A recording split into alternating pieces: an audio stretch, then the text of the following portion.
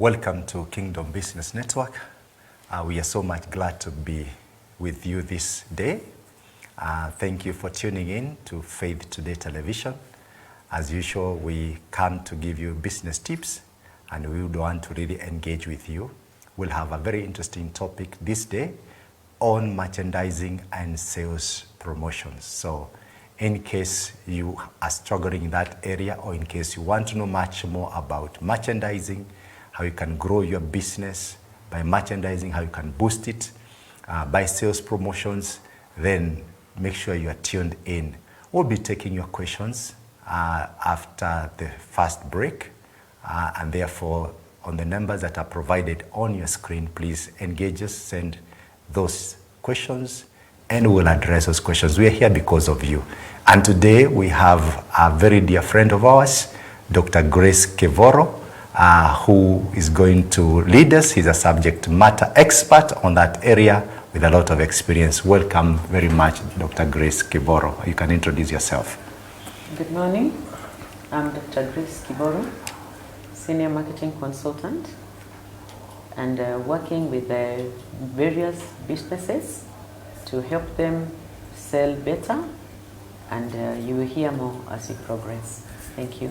So welcome very much, Dr. Grace Kivoro. And with me also is Enoch. Enoch, you can introduce yourself. I know the viewers by now, they know you. Oh, absolutely. Thank you so much, Doctor. Yes. Good morning, viewers. My name is Enoch from House of Faith. I'm so excited to be here today and to learn from Dr. Grace. Dr. Grace, you're welcome to KBN. Yeah, we are so passionate about, boosting our brands, getting to know about how we can really know how to merchandise, promote our businesses, so we can really make it in this very challenging economic landscape of, what we are really going on right now. And I can't really wait to learn from you and get better. Thank you so much. Welcome very much, Enoch. Yes. For those watching us on Facebook, please share, like, comment. Those watching us on YouTube, please remember to subscribe and engage us, and we'll be very much glad for your contribution, because you will help us with the algorithm. Dr. Grace, how has been the week been? The week has been interesting, and we're looking forward to even a more interesting week with the budget that is being read. I'm sure the small businesses will be very keen to know what is going to happen to them. And I think because it's an economic business oriented, scheduled today at the Parliament with the government, I'm sure the businessmen are there wondering whether their businesses will succeed. And what we are doing today will make a big difference, even with the hard economic times. So I'm very excited about that. Yes. Yes. I think we just have to be hopeful and try and adjust to the changing economic times. As business people, you have no much choice or much control about the budget.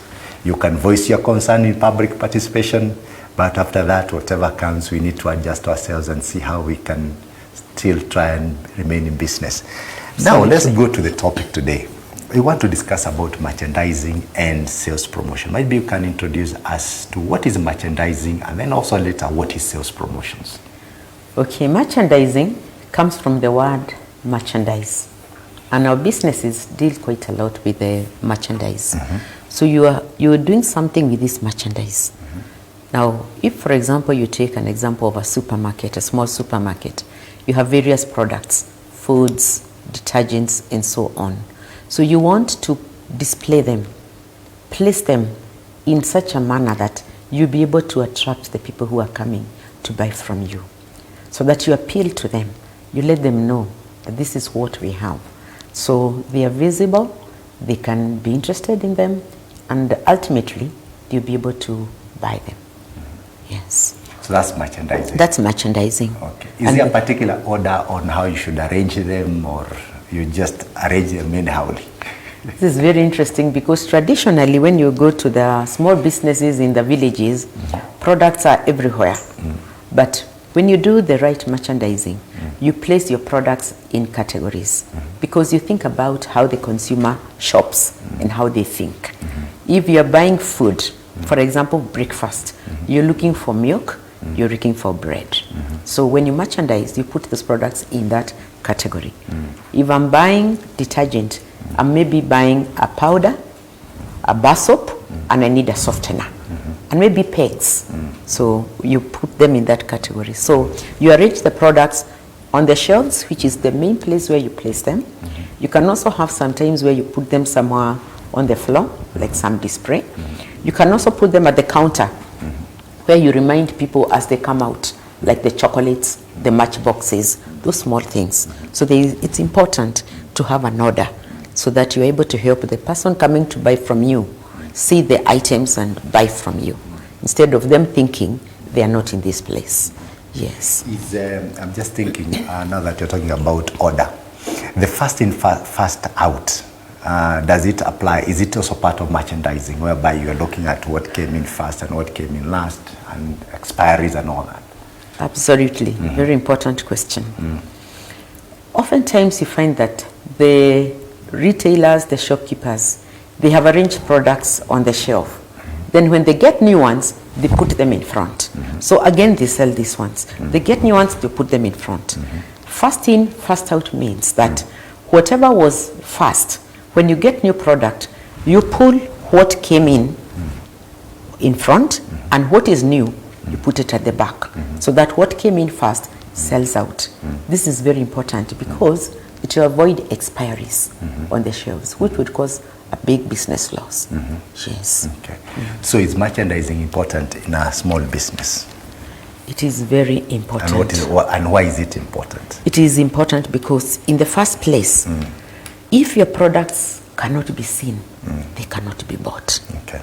You normally think that somebody knows I keep this, so you ask for it. If that is all the retailer, the shopkeeper wants to dwell on, then sometimes we forget we are human beings. But when now you display the products, you remind the customers about these brands, and then they'll be able to pick them.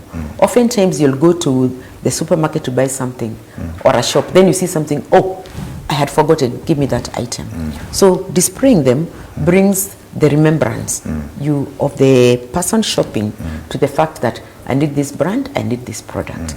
Again, when you merchandise, the person shopping is able to see the price. And then I can say, this I can afford, even if I'm not planned for it. And when I'm in a place where I can see items and all that, my shopping becomes very easy. I have a nice experience. I can walk around, browse, look at them, look at the price, decide I need this one, something like that. And then even with the merchandising, as I am seeing more items, I may be picking more items. Think about this. Anytime you go to a supermarket, you take the small basket. Then you start seeing items, you start putting. The next thing, you look for a trolley. Now you start using the trolley. By the time you're coming out from the supermarket, you may be having a full trolley. So it is so important for the retailer, because as the shopper sees these products, they'll remember and put them in their trolley. So you end up getting a bigger sale and you get more profit. And net, you are giving value to the shopper and you're also getting some value. You display it, they are happy, they buy, you get some profit back. So it's very, very important. I'm just thinking about the supermarkets, and we might talk a lot, and viewer thinks we are only talking about supermarkets or those kind of big shops. But the other time I went to buy some socket from an electrical shop, and whatever they were selling me, I wasn't interested in that. I wanted something else, much superior, better brand and all that. And they kept on saying, we'd only have this one, you only have this one, you only have this one. But after I persisted and then now asked them, where can I get what I want? All of a sudden the lady remembered, by the way, I have that socket somewhere, but it's not moving. So they went behind the sockets I was looking for, and they fished it out. Do you think such a person also needs to do some merchandising? Let's say an electrical shop or any other shop which is not a supermarket. Exactly, they need to. Think about the clothes stores, which you have, or electronics. Every item that you hope the shopper can buy needs to be seen. Like now what you are looking for is something that may have been used some time back. Those gadgets are still available. So they also need to be displayed. So that you've got sockets this side, they're the 2-pin, 3-pin, maybe you're looking for a 2-pin. And because normally now the sockets are 3-pin, they have decided it's no longer needed. Get a space where it can be seen. Then with the sockets, remember, you can also display the circuit breakers. Okay? So someone who was not even planning to buy the circuit breaker, maybe you're looking for the socket because it blew. Maybe there was excess power coming through. So with the socket breaker, you display it.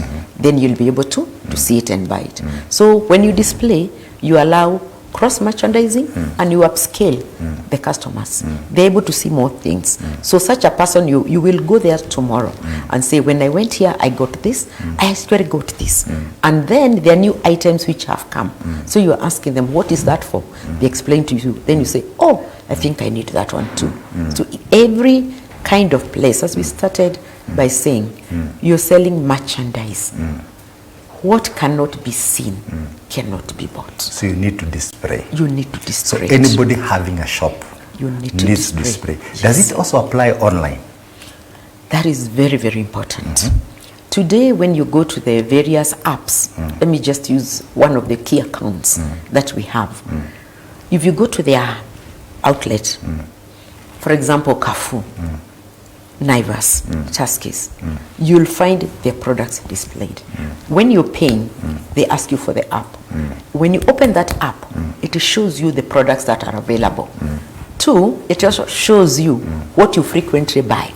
And if there's a promotion, they tell you this is on promotional items. So what we normally find customers doing or shoppers doing, they will go to the online and see what is available.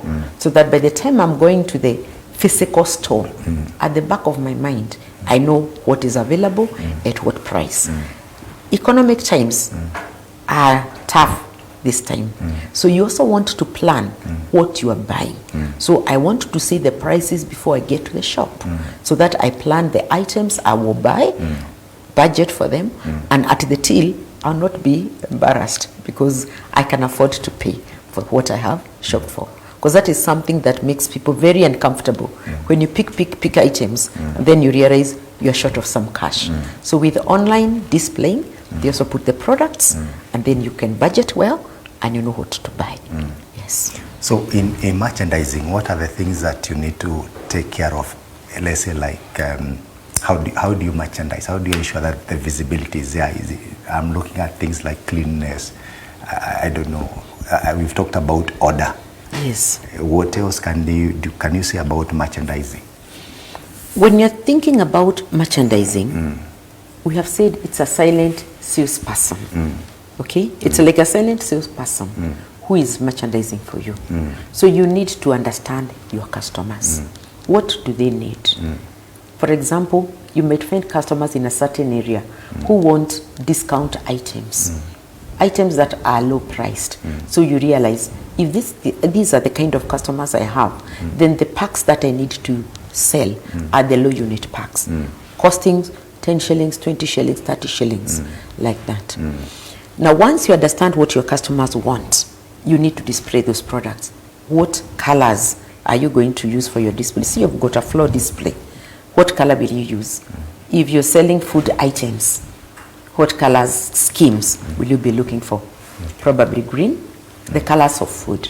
So that you know they not only want the products and the sizes, they also want to be comfortable in seeing the display that you're putting up. And you also want to ensure that they're able actually to access the product and they can look at it, touch it, and move it. Maybe at this point I can put a small disclaimer. When we put up a display in a retail shop, let us allow the shoppers to touch. Oftentimes you'll see a label, do not touch. If they cannot touch, then we need to facilitate somebody. Maybe it's a breakable item like crockery. We facilitate somebody who can come and help the person experience the product. If something it can break like this one, then the person who knows how to handle it can come, take it around and help the customer touch, feel, and experience the product. So it is very, very important to make sure they experience it, because they can also smell it. What is it? What does it have? Then that will help them so that they make a decision. And because your display needs to convert them to buyers, not just see and go away. Yes. You just said about touch, and I'm laughing because when you meet experienced hawkers, and hawkers are very good marketers. Yes. And they might be even selling shoes or whatever it is. He'll make sure that he first of all tells you, take hold of it, put it on, try it, even before he's told you about the price, Now let's come to sales promotions. Sales promotions work hand in hand with merchandising. What is sales promotions? How do they relate with merchandising? And how is it different with advertising? Okay. When you talk about a sales promotion, this is a tactic that you get you to have the buyers pick your product that period. For example, end month, you'll find price down on certain items, save 30%, save 40 shillings, save this. That's a tactic to entice the shopper to pick the product and buy. Normally it is short term. You're looking for sales like, I want sales, mid-week sales, end month sales, Christmas sales, Easter sales, Eid sales. I'm looking for them like now, because we know people are in a spending mood. So I want to optimize that opportunity as a retailer, because if I don't do it, they're going to buy somewhere else. When you talk about advertising, basically you're letting the customer, the shoppers know about your product. You make them aware of it. What are its benefits? When can you use it? Long term you have a margarine. It is good for children. I can use it for making various types of food. So you create a story around your brand. So with time, these people get endeared to your product and you'll convert them into buyers. Now, once they start buying your product, they will continue. So the end game for advertising is build loyalty and trust with your brand so that you convert them. Not a quick sale like this, but both of them are the two sides of a coin. This one gives you a quick one. Now, after people have bought quickly and they gotten it, you will still need long-term sales. So advertising guarantees your long-term sales. Yes. Actually, we have what we call the promotion mix, which is public relations, sales promotions, advertisement, and personal selling. And I think the key for small businesses will be the sales promotions. Yes. And the personal selling. Those are very, very key. And I don't know what Enoch you have to say about sales promotions. Well, thank you so much. This is a great conversation, because I realize now these two go hand in hand. Merchandising and then sales promotion. And the common denominator is visibility. These products have to be visible. I like the way you've put it, and I see a challenge in most of the small businesses. Someone is fully stocked, he has got his capital, he has loaded with so much merchandise, but is not selling. Probably is not paying attention to exposing these products, And of course, you look at, you've talked about customer experience, you must improve it. I'm imagining a toddler or young kid getting into a supermarket and is interested in toys, but someone has positioned them like at the very far, shelf. A kid cannot easily access it or, get it.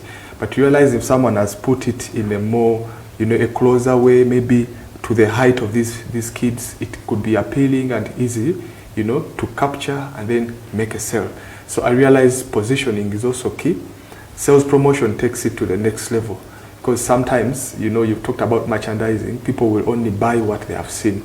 But what about you capturing a bigger market, outside your shop or your supermarket or things like that?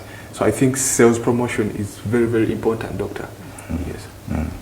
So what are some of the low-cost merchandising strategies that small businesses can implement? There are a couple of them. When the business is small and you're growing, you think about how much you need to input to get people to come to your shop. People like free things generally. So one of the things that you can do is have a buy one, get one free promotion, which we call BOGOF. So you can have, it doesn't have to be exactly the same size. You can have something that maybe it's like, maybe like a loaf of bread. You buy the loaf of bread and then you get a free margarine, maybe of 20 grams. So you have factored in that this is a promotion that will help me to sell my bread. This, you could be looking at it probably like if the small margarine has not been moving and you put it with bread. Number one, you help your customers to start associating bread with spreading so that they do not take a bread that does not have margarine. So buy one, get a free sachet of a certain margarine. That would be very good. Okay. Something else that people like is when you're a small supermarket, people like discounted items. So you can say save 10 shillings, save 5 shillings. So you as a retailer, once you give this discount, people will consider you to be one who considers the economic capacity to buy, and you'll be interested in coming to a shop. So those are some of the things that you can do. And another one that can very, very easily work is letting the people experience the brand, sampling. So you can work with the manufacturers. They've given you some new product and you realize that probably people are not quite aware about it. Ask them for a smaller version of it so that you can sample. So at the till, when people are paying, you tell them, thank you for shopping with us, go try this one, like that. So they pick as they go. So free sampling is very good. A product, or if it is a food item like cubes or savory, you know, the condiments, you can have them make some food and then they taste the use of that product with that food. And once now they taste it, they'll be now saying, then you tell them, now that vegetables, those vegetables you've eaten, I've cooked them using this item. So at that place, you can also sell to them. So you're letting them experience the product as you're promoting it to them. Okay. Talking about promotions, I saw some interesting promotions that you find, like even petrol stations. You find people standing by the roadside with a banner saying 5 shillings off today or something like that. And they really attract a lot of customers. I don't know, what do you think about sales promotion, and which are the unique ones that you've seen or the ones that you like most? I like where you are heading. I think you are talking about our neighbor here. Our neighbor here is very strategic. You know, when you are coming to Blessed House, it is like a hub. Everyone, you know, people coming from, you know, Mountain Mall, Thika Road. This is like a hub, Blessed House. So very many people are coming in. So I see him putting, there are like 4 or 3 men standing. 5 shillings off today, 10 shillings off. In fact, even if you didn't want to buy, you end up, you know, having to buy from them. And I think sales promotion is something that small businesses need to appreciate. Yeah, they have not been doing it, but now getting it from an expert, they will now need to think in that direction. Because now the challenge is, maybe she can help us understand. You've talked about accessing these samples that you're going to give these customers. What is the procedure of getting these free samples? Because for a startup or small business, you know, it may not be, most of them don't know how to, you know, how do I get these samples? How do I make an inquest, or what is the procedure? Is it even simple to get samples from these manufacturers or suppliers?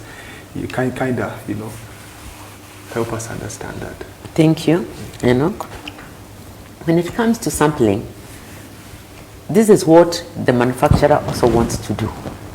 So you're already winning when you're asking them if they can support you to sample. Because we have a brand, for example, a new brand. When you do sampling, it's more economical than above the line advertising. So you get the person to experience the product. So you will look at the person who is coming to sell to you that product. We have got various salespersons, sales executives who will come to your shop to do this. So you talk to them about, can we have a proposal about sampling this product? You want me to list it? And my observation is that many people may not be aware of this product. So could we come up with a plan where we can sample this product? The salesperson will be more than happy to run that promotion. Why? Because first of all, they will list the bigger pack of that product and then come with a smaller pack to do it. Let me give you an example. You have got variants of products and you're introducing a new variant. Now people are aware of the previous ones, but not of the new ones. So you realize that when now they're introducing the other one, even like the dishwashing pastes, you normally see a small one on top of the big one. Yeah. Now, if this one is a lemon, maybe the other one is orange. So you've given these people an opportunity to try the orange, which is the small one. Normally the sales people will say, I'll bring you one which even has a baby on it, or mtoto. Nataka ile iko na mtoto. So once now you do that, you'll be sampling. So you give these people. The other one, you can actually have them delivered to you for free, and then you give them away. But the best one for both of us, I as the retailer and the manufacturer, is to put it where my other product is, so that I am sure my other product was also sold. And then the retailer gets the benefit of sampling that product to the buyers. Okay. Yes. Talking about sales promotions, can you tell us about trends and timing and seasonalities? When should you time your promotions? Is there a pattern, or is there something that should be like guideline in when you should have promotions? Or do you just do it from, because it's short term, you don't do it from Monday to Friday, first to the 30th? Okay. We, as a retailer, it is good to get information from the market experts on the buying patterns, the buying behavior of your shoppers. Normally, over the weekends, Friday, Saturday, Sunday is when you have got most people going to shop, because Monday through most of Friday, people are busy in their offices. So the weekends are the times when your shoppers are more in the outlet. So if you're running a promotion, the weekends are good for that. Now the other thing after the weekends now is mid-month. A number of people have some money midway, especially depending on the company. So mid-month, you'll find mid-week, mid-month deals. End month. So you're targeting those people who get advance. Yes. Yes. And advance is very important. Yeah. So then you target the ones who are getting the end of month salary. So these are the times when you really need to make sure, from beginning of the year to the end of the year, these are times when you need to do something for your business. Then you have got the special holidays, Easter holidays, Eid, Christmas, you know, those kind, and then back to school. Back to school, we have a big population.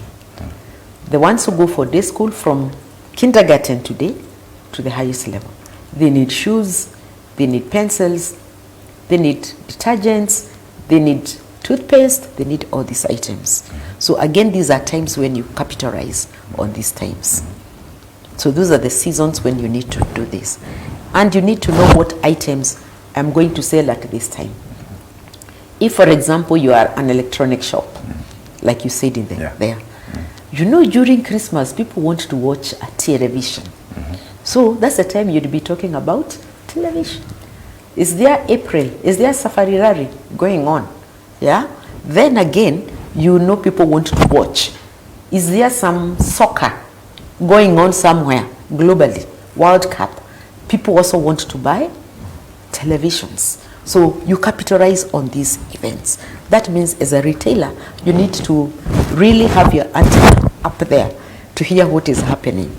Like today, everybody is glued to their television or to their radio to listen. So if you have a place and maybe you sell cassettes which people listen to, today you can have a big screen and everybody who comes in can pay you maybe a little 50 bob to watch the whole thing. You'll make good money. So that's how you capitalize on events. Yes. See, that's wonderful. We're going to take a short break shortly. And for the viewer who is viewing us, please send those questions to us. We will be taking your question after the break, and therefore would want you to send those questions to us. Thank you.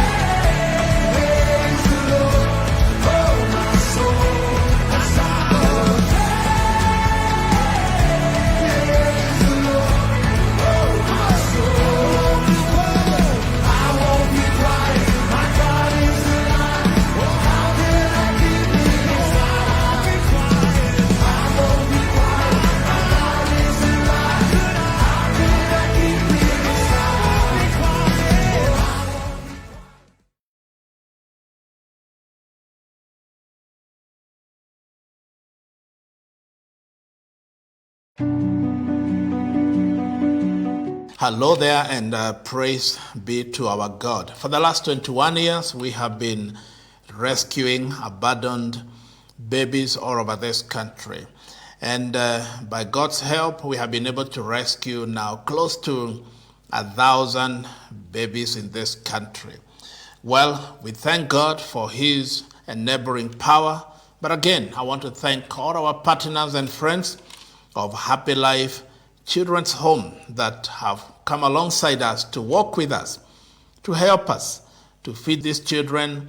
Right now we have 61 babies, we have toddlers, we have some in school, we have some in primary school, in high school, school fees, vocational training, and it's not easy, but I want to ask, you can partner with us, you can help one of these children. You can be a monthly partner of any amount, whether you are a student, whether you are working, you are a parent, young people. I want to call upon each one of us. We can do something. Well, I always say nobody has everything, but everybody has something. And at Happy Life Children's Home, we have a saying, you may not change the whole world, but you can change the whole world for one child. We have a pay bill there. I want to ask you right now, please send help for these children. The pay bill is 75512. I repeat again, the pay bill number is 75512. That is 75512. That is the pay bill for Happy Life Children's Home account. You can indicate your name, and we will be more than glad to receive this help for the children, for the many abandoned children. Actually, our place is right now full. We cannot even take more. People are abandoning children everywhere. But I want to ask that you can work with us and also become a Happy Life friend, where you can become a monthly partner. If you want to do that, you can send a message or call that number or send a WhatsApp message, and we will be able to communicate with you and tell you how you can become a friend of Happy Life. God bless you. I invite you again, be a part of this journey. For the last 21 years, God has been faithful. You can be part of what God is doing through Happy Life Children's Home, Happy Life Mission, in educating these children and even supporting them with the food, milk, diapers, and everything that they need for their daily living. God bless you, and God bless you. The Bible says, as I close, well, he who gives to the poor lends to God. If you give to the poor, you are lending to God. And God is not a debtor of anyone. He will reward you. Thank you. and God bless you.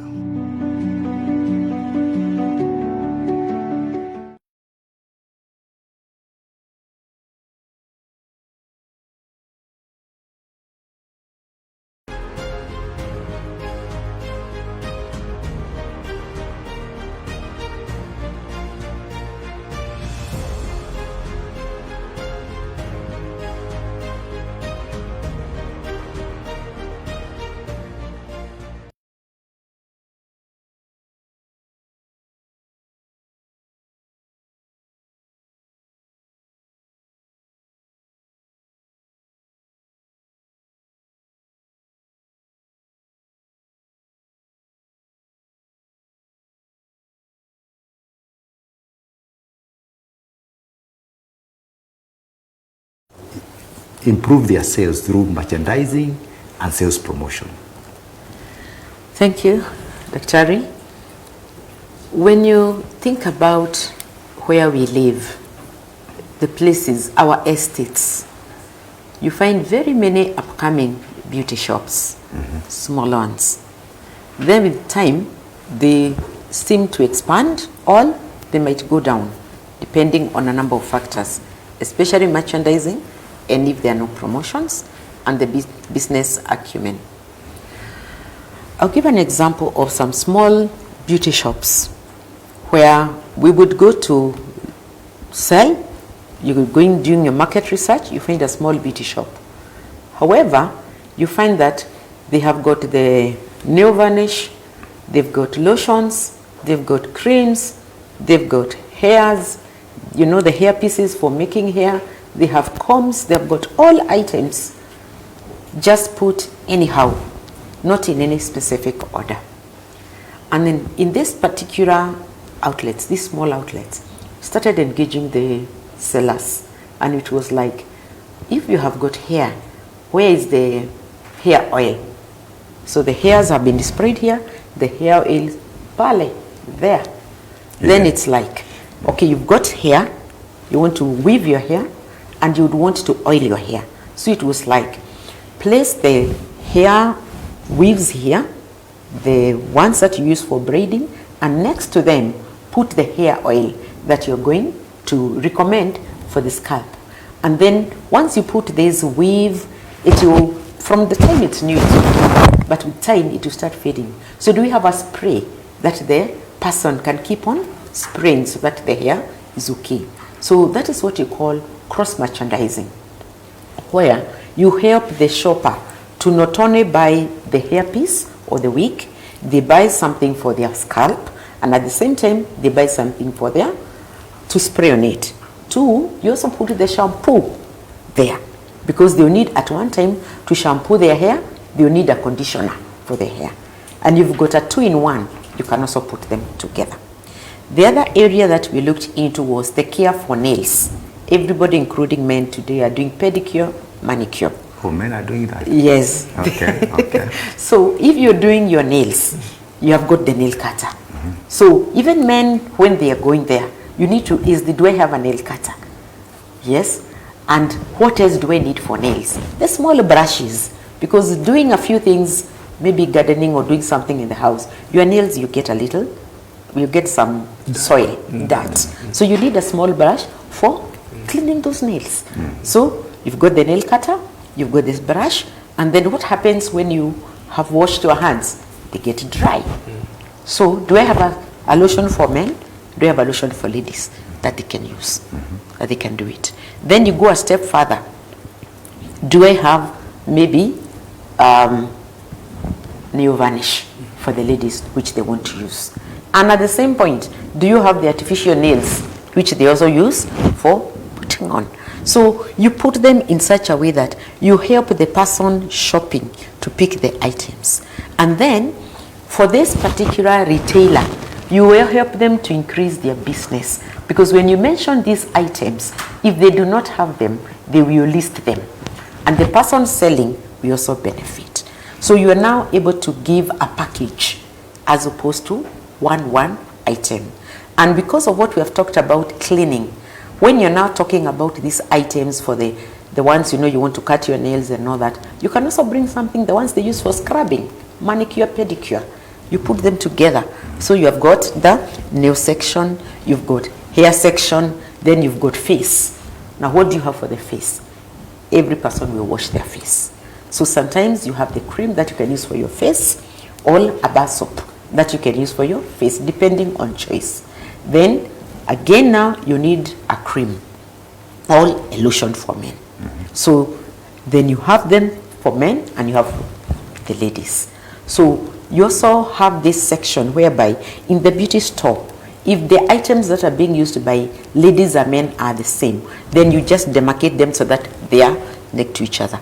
After all, we know most men, you buy something for their wives or girlfriends or their sisters, and the men, you also buy something, the women, you also buy something for their brothers, their husbands, their friends. So you allow the person to do that.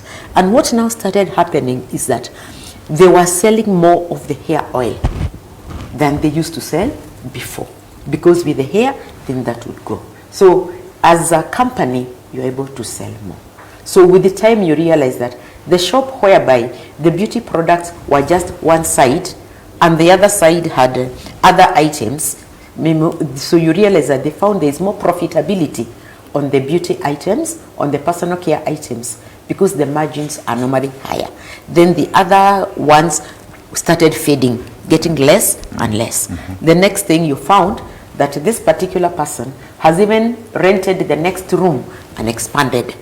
So the business can continue to grow. Yes, so. I'm just thinking about, there was a time we had kinyozi wa stima.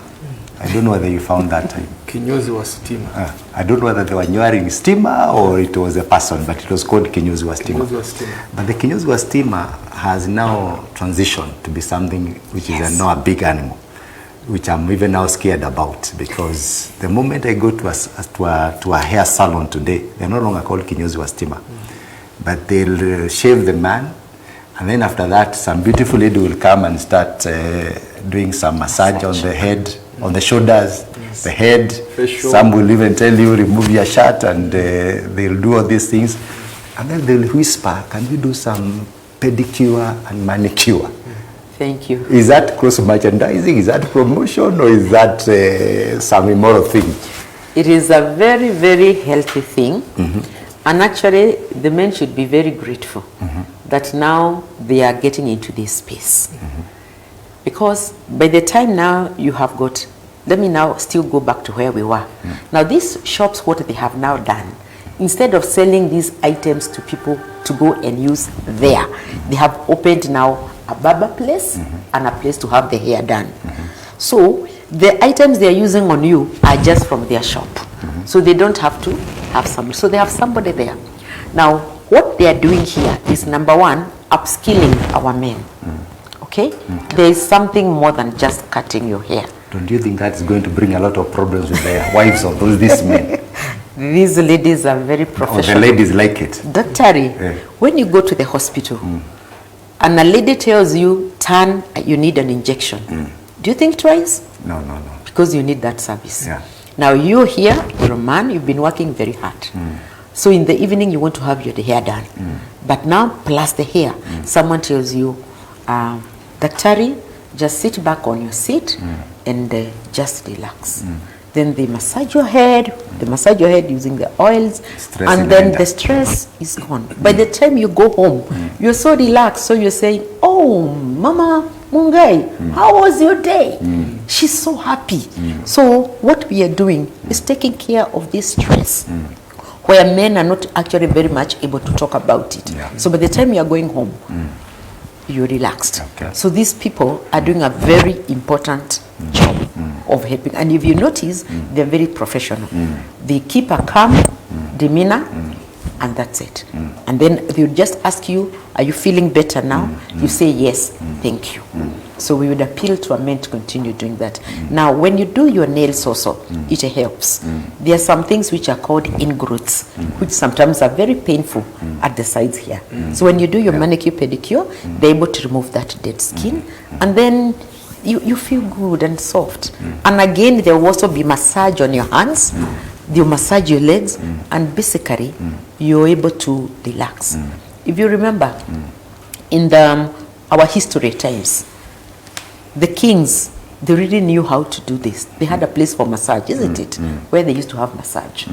And that was to happen. So slowly, I think they're trying to help us relax.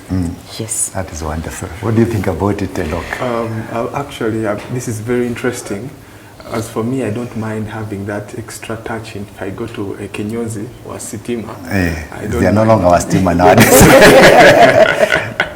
You know, I like that touch because you realize there are men actually who choose certain salons because of that extra service.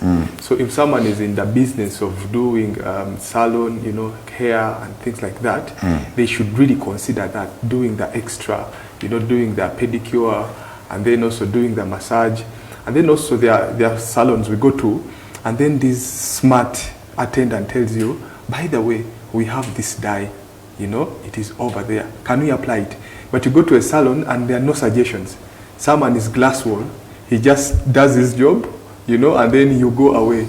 But I think there's that extra bit of customer care and then getting this customer through, you know, the entire process. Because there are men who don't know that a pedicure is necessary. You know, there are those who don't know that maybe a massage can relax them. But when this person is giving them this service, and they're also suggesting, by the way, we also have this. You know, we also have this. You end up selling because men we are wired in a way that until someone suggests something, we may not, you know, literally just get the service. You know, so it is important that everything is in one place. And you realize people are very busy these days. You want to go in a salon and get everything you want. When I leave this salon, I don't want to know anything about hair, about pedicure, or things like that. So I now get the idea. Wonderful. Yeah. Let's take a few of the questions that have been sent by our viewers. And viewers, once again, we are grateful that you're engaging with us. This program is here specifically for you. And I will encourage you to continue sending your questions. We have a number of minutes that we have that you can send these questions to us. We have a question from Aidan. Aidan is from Ruaka. Thank you for watching. And Aidan is asking, what are the most important attributes of a successful merchandiser? What qualities are merchandiser ni gani? Yes. Now, when you're a merchandiser, the first thing that you need is your personality. Who are you? How do you present yourself? Because the way you look first will also determine the values you have about presentation. So you should be somebody who has the detail. Pay attention to the details of what you're doing. Someone who understands the customers. You know what they need. You know how they like it presented. You need to be skilled. You need to have a passion for visibility. You also need to know how to have creativity so that you present items in a unique way. And then you need to know the schemes that you need to use for that product. You need to understand the shopping patterns of the shoppers. For example, toys. You put them somewhere low where children will cry for them so that we can sell them. If you're thinking about items that are used by ladies, normally we don't have very tall ladies. Exceptionally, some are there. They're always 5 feet. Yes, about 5 feet. So you need to use the diamond, the triangle. There's a place on the shelf where they are able to reach, which is eye level. So another element about a merchandiser, they should be approachable. Yeah, someone can approach you and ask you, explain to me how I use this item. Okay, and they also need to know how to place the items. Do I put the big ones up? Do I put them down? How do I put them on the shelf, the color schemes? The green ones with the blue, with the yellow, maybe with the red. How do they follow the pattern? So the merchandiser should be somebody with very good public relations, very good relationships with the owner of the outlet and with the people coming to shop. Because after you have done your job of displaying them, then you need to engage the people who are coming there. Yes, and then the merchandiser you have must be a great executioner. We say everyday great execution. From the time they enter that outlet, that place, to the time they leave in the evening, everything should be great execution. Are the products available? All of them. Which are needed? Are they visible? Are they affordable? Are the price tags there? Or have you placed the product on one side and forgotten to move the price tag? So every day, great execution is very important for the merchandiser, and they should be very well trained. Yes. Okay. We have Karen from Utawala. Karen, we hear you loud and clear. And Karen is asking, how can the challenges of today define the character of your brand? Okay. With respect to... How can the challenges of today's challenges, I think the person is saying there are a lot of challenges today, and you as a brand might be this is more what we are talking about, branding. I get it. How can that define the character of your brand? Okay. When you have got challenges with the brand today, you're talking of a brand, the key challenge today would be competition. How well am I able to fit in my industry, in my category?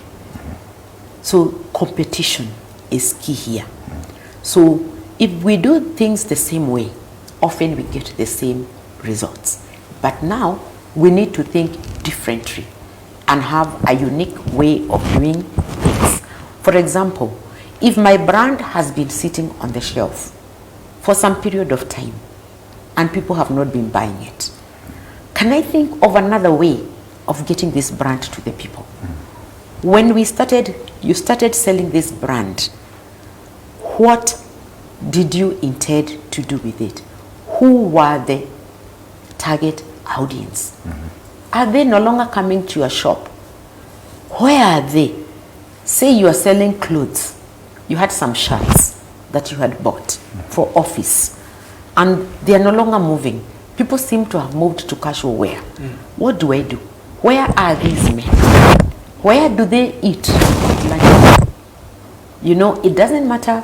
Even when you work in the high places, the big companies, there are places we know men like to eat. The vibandas, you know, those small places.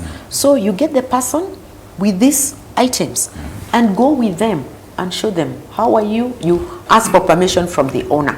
Then as you sell, you have something for the person who has helped you to sell. So go to where your customers are if they are not coming to you. The other thing could be, maybe the perception about your brand has changed. Supposing it was an item that you were using, is it still having the same attributes? If it's a perfume, for example, it's not moving. What has changed? Then you can try out the people and ask them, do you like this perfume? How much would you buy for? So come do a little bit of market research and find out, why are the people responding like this to my brand? Is it the economic situation we are facing now? Yes, that is really key. So I have products which are worth this much money. I may need to look for products that maybe are smaller, whereby instead of me buying one item for the whole month, I can buy on a weekly basis. So if I was selling water, for example, now there are these small bottles of 200 ml, 250 ml. So someone can buy one today, another one tomorrow, instead of buying the half liter they used to buy. So do I need to rebrand? Do I need to have smaller sizes for these people? So based on the economic challenges, the competition facing you, is it the pricing of your product? How do I address this issue of pricing? I can create value for money. Like we've talked about the salon. Once you come and use a product on the person, the salons normally recommend that brand for you. So you can have advocacy. You can have brand ambassadors who may not be expensive. Just make people experience your brand. And this can go on and on. And she can reach out to us for the specific business and for what she's really looking for, and then we can guide her further. Wonderful. Yes. We'll share the contacts of Dr. Grace with you at the end of the show.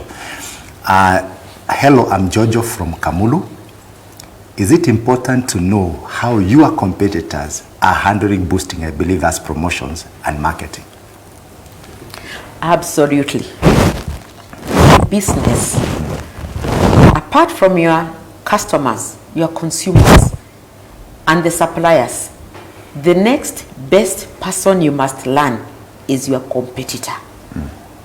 You know, there is the saying that what you do not know does not hurt you. No, here it hurts you badly. So you should know everything about your competitor. Get somebody who will find out exactly what your competitor is doing. Every day, know who are my competitors and what are they doing. They are doing 1, 2, 3, 4, 5. Why? Because maybe this product is not moving, this is not happening. Let me use an example of like a wholesaler. And you're a person, say you're a salesperson, you want to find out. When you go to the place where the wholesaler is, there's something we say, take stocks of my brand. I see what is there. When I enter that store with my book like this, I have a small section. I will not even label it. I'm busy counting my stocks. So if I have got 500 grams and there are 10 cartons, across here I'll note my competitor has 20. Nobody knows why I've written my 20. So you check what they're doing. Then you realize that these people have stocked more of the competing brand than mine. Now you need to find out what they're doing with it. And it's very easy. With good PR, with good public relation with the wholesaler, you just pick up a small chart. You say, you're giving me 10 cases. No, I'll put 20. I have seen my competitor has 20. Me, I'll put 25. Then they'll tell you, no, they have a promotion coming. So you've not given me a promotion. Already have learned what is happening about my competitor. Then the other thing you do is those competitors, you can send somebody to go and walk through the place and find out. That happens a lot in town. Yes. People send somebody to the other shops of their competitors. Yes. Every morning to find out what is happening. Do they have new products?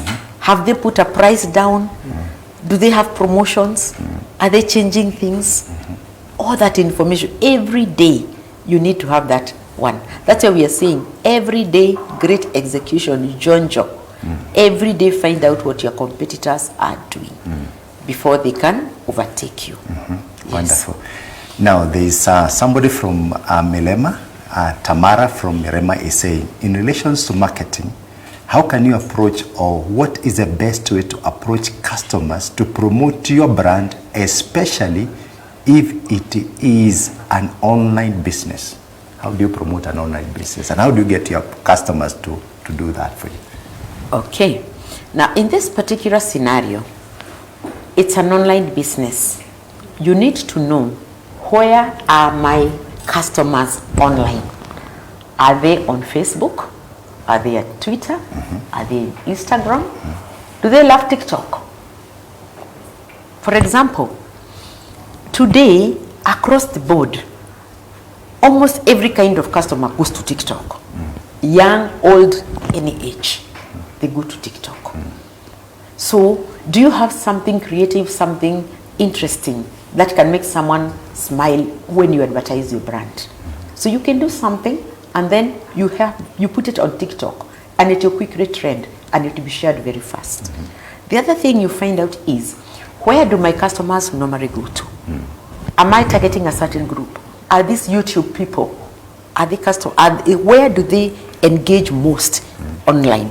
Then that is where you position your brand as the quick ads, you know. And if you think they're going to switch off the ad, you can have the one that says this ad, you play after this ad. So you give them time to see that. And apart from just seeing your brand, you give them a reason to come for your brand. Do you leave them wanting more? You leave them desiring to hear more. So they'll keep looking at that. And then your shop online should be displayed in a very unique, innovative, creative way, so that it is also appealing online. The same way you'd have had it appealing on a physical store. Let it appeal online. Then, don't just let them see, allow them to shop. Because sometimes we just display and tell them my shop is somewhere here. Allow them to shop. Create a facility for shopping putting in the trolley and paying. So that you take them through the whole journey. And by the time they complete the journey, they'll have ordered and paid you product. And we can also specifically look at what she's talking about and see how more we can help her more. Okay. So let's come to what are the metrics that small businesses should use to track the effectiveness of their promotions and merchandising? Okay. We can start with merchandising to see how effective these ones are. For example, if you're doing merchandising and you've made a display, whether physical or online, you check the engagement of the customers, of the shoppers with your product. Are they looking at it? Yes. Are they picking it? Yes. Are they looking at it? Yes. If, for example, it's a pen which is branded, are they trying to see how it works? Then after that, you see, once they have found and they're busy, they're happy, you buy it. If the person looks at the product, puts it down, and just goes, and does not linger for long, you need to find out why. So if it's online and they have used your product, get some ratings to ask them, have you done this? Did you do this? Did you pick the product? Why were you not able to buy the product? The person could indicate, I don't have enough cash. I'll buy next time. And then the person would say, I was hoping the writing is sharper than this one. This is a little too thick. It's a little too thin. So apart from just selling, get information from the customer. So when you display your product, how you know whether it's successful is the conversion rate from people who are browsing to people who have bought the product. Then the items on promotion compared to the items not on promotion. How do the sales compare? Now that I've put this item on promotion, have I increased my sales? Look at that. Apart from the sales, what about the margin, the profit, the take home? Yeah? So you also need to look at the profit. Have I made some profit? Because I need to give value to the shopper and also get some value in return. That is what you call good marketing. The other one is what you normally talk about, as a package, your return on investment. Whichever area you've invested in, here normally it's a financially, economically. Whatever it took for me to run this merchandising, how much did I spend? 20,000. How much sales have I gotten from it? 22. Okay. What margin is that? If I do 20,000 and I get 18, no matter how many people picked my product, there's something that is not right. Why are they using the smaller product? Why? So any item that you display, you need to calculate. If so many pieces go, will I make a profit? Because there's sometimes you sell and you're not calculating whether I'm getting a return on it. Something else that also you need to think about whether it is successful. Your merchandising, your promotions are successful. Are people telling you, I heard about it from so-and-so. So-and-so told me I can actually get this item here. So are there referrals? Yes. Are there referrals? Okay. How is the word of mouth? So if there's good word of mouth and people are coming and buying, you're going to create loyal customers. And then you'll be able to sell better. Now, my last question. What are the most common mistakes that small businesses make in merchandising and promotions, and how do you overcome them? Okay.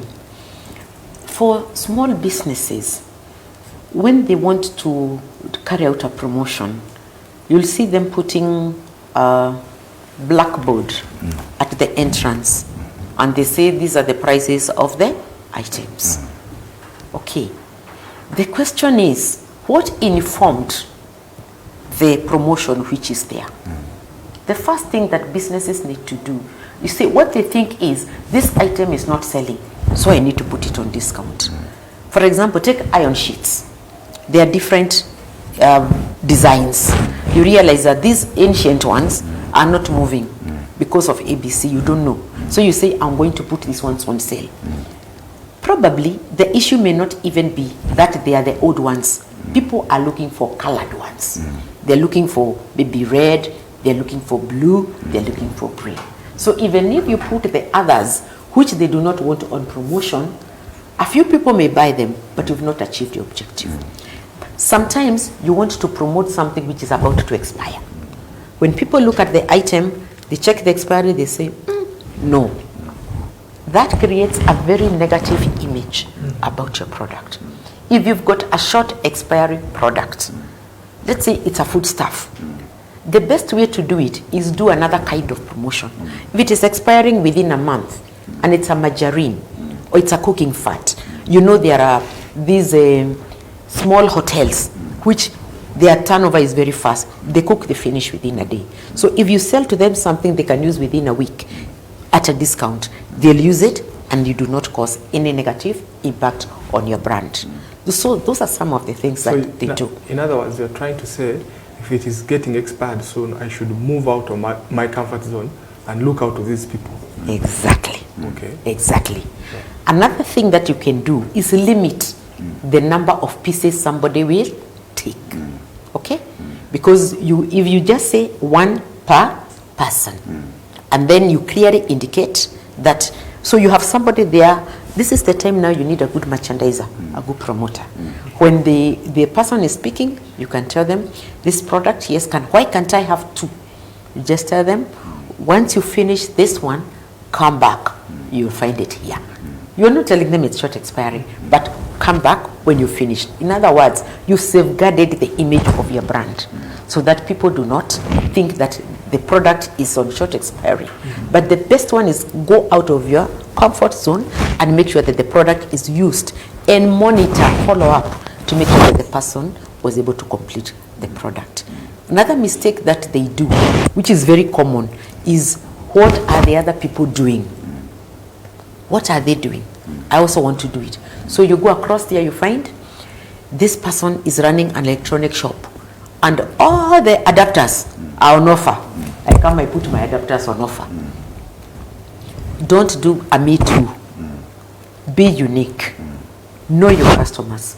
Find out what they are looking for and please your customers. When they are happy, when they are satisfied, you give them that good experience, they'll come back for more. And you get good business you can sustain. Wonderful. Long term. Thank you very much, Dr. Grace, for that insightful discussion on merchandising and sales promotion. I think time is not on our side. Would have wanted to continue to engage you far much more. But now I'll take some parting shots, starting with Enoch, and then we'll come to yourself. You can tell us much more about your company as we wind out. Well, thank you so much, Doctor. I believe Dr. Grace has really deliberated on so much. We really needed more hours to get this, you know, and I feel like if there's any person who's really viewing this, if I were them, I would go over this discussion over and over again, because I realize there's so much substance in it. You know, you've talked about visibility, which most people have not been paying attention onto. You've also told us these two work hand in hand. Do whatever you're doing offline, do it online.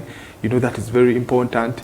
You have encouraged us to get out of our way in case something is expiring, you know, move out, look for someone who can really take it without you being, you know, getting this as a discount party, yet you know it is expiring soon. Clients will get to know, you know, this is just a sinister plan. So you've really helped us understand that merchandising is not just about having products in your, you know, store or things like that.